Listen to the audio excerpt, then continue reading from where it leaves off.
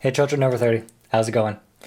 Yeah, I got a bunch of new stuff and I'm really excited about it and I'm really excited to tell you all of my devious plans. Okay, so first thing, these bad boys. What are these? These are Labeda shooter wheels. They're 78A and I have two 76s and two 80s. Well, I mean, I have four of each, but the other ones are on skates right now. So I'll show those to you pretty soon. So the reason I got these, so if you watch the ridiculous rocker video that I did not too long ago, at the end I sort of just went on for like ever about how in love I was with these NPC Blackmagic wheels and how, they just flexed and gave me the edges that I had always dreamed of, and I can't believe I ever skated anything else, etc., etc., etc. And so one of the conclusions that I came to was it was because of the dual durometer, right? Like it just allows the wheel to flex, and no single pour wheel could ever compete with that. Along comes these Labeda shooters. And these are quote unquote an indoor-outdoor wheel. So they're really designed for, pretty smooth surfaces. Which, when I'm working on moves and stuff, that's generally what I'm skating on. I'm skating on, like a tennis court or in a parking garage or something like that. I'm not shredding super rough concrete all the time. So 78A is super soft. The compass wheels that I've been skating are 85A. So this is 7A lower than that. It's quite a bit. But I got to thinking, maybe it's time to really test out this single pour versus dual durometer thing. The NPC freestyle wheels that were sort of my alternative for this were about $15 a wheel, which is quite expensive. This whole set, these 8 wheels, cost me $40. So if I can get something even remotely similar to the performance of those NPC wheels at like a third of the price, even if they wear down considerably faster than I'm used to, it cost me $40 for a set of these wheels. Oh, and that is just thoroughly sexy, isn't it, children over 30? Oh, man. So, of course, I have the 76s on the outside, front rockered up because I'm a lunatic, and back rockered down. And then the 80s in the middle.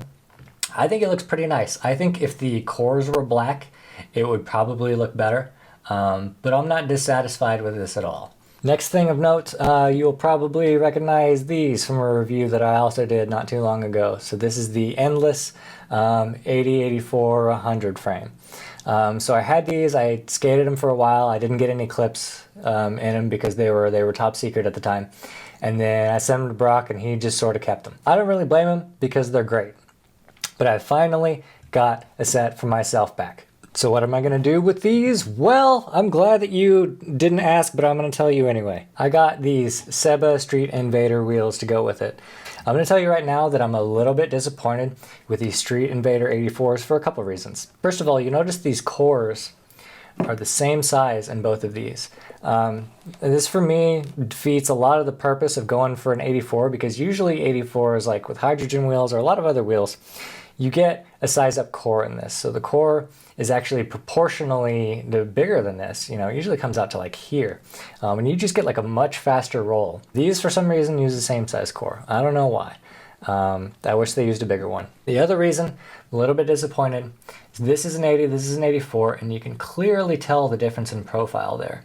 Like this 80 is like a nice fat, like almost aggressive profile wheel.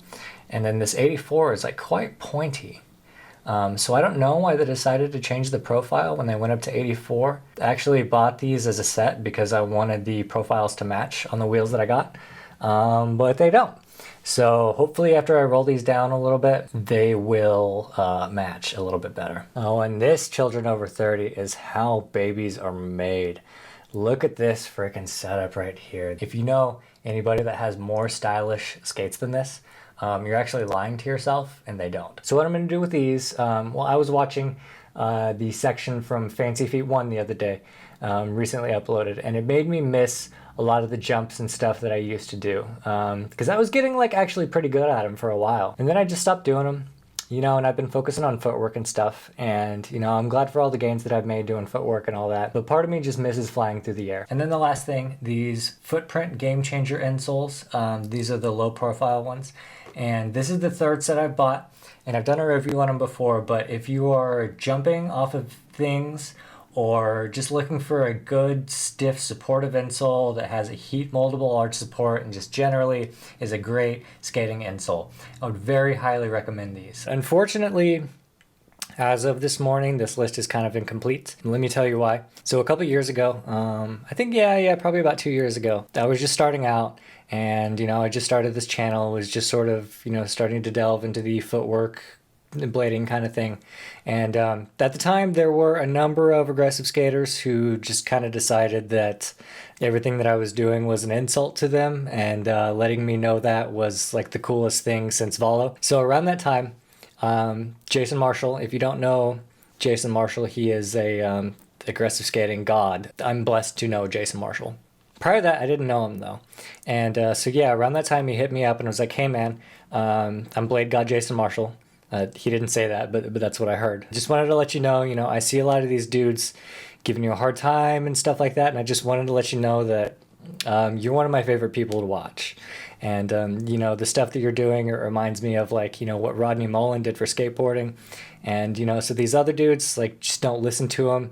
Their stuff is boring. It doesn't matter. Like, what you're doing is important. So, please stay with it and, keep doing that. Keep putting out content. I love watching it and I learn from it.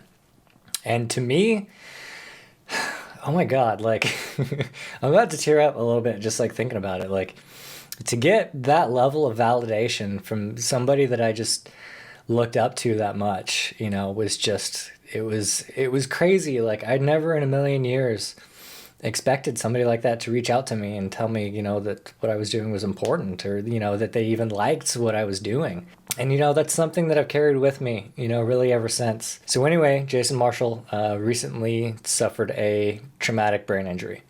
So I saw this, he tagged me in a post about it, and my first instinct was, oh crap, Jason was at a skate park and he took a spill or something like that, or maybe he was out, on his practice rail and took a spill. Such was not the case at all. Jason was practicing hockey stops and fell backwards and fractured his skull and a bunch of vertebrae, and is just, from what I hear, he missed like a whole week of his life. He's just gone. And, the future is sort of unknown at this point. So, I'm not a particularly religious person, but I am from Kansas, so I'll be praying for you, buddy. But that being said, I had this personal rule where it's like, okay, if my feet are leaving the ground, then I'll wear a helmet because that makes sense. But if I'm just doing footwork or something like that, like, I don't need it. But it turns out that I totally do, like, who am I to say that something that happened to Jason Marshall can't happen to me? If you tally up all the time that he spent on skates and all the time that I've spent on skates, like, he destroys me, man. So in light of all this, I've just decided that I'm not gonna skate without a helmet anymore. Like, it's just really not worth it. Being a teacher, I have kids relying on me to be there for them every week. I can't tell them that, music is gone for them for the next 3 months while I recover from this easily preventable injury. So I bought the Inui, Elite helmet. So I did a bunch of research on the lightest helmet that I could get, because the ProTech one that I have is like crazy heavy and it just gives me headaches after a while, like wearing the thing. And this one's only like 240 grams. So that's super light. It looks nice and low profile. I need to find a helmet that I enjoy wearing, and this one seemed like a good fit. And it was only like $50 too. It should be here by next week. And in the meantime, I'm just going to use the ProTech one. I can't justify skating without a helmet anymore. I just can't. So that's it. These great looking skates right here. They're just great looking. I'm excited to put them to use. Yeah, I'll keep you updated.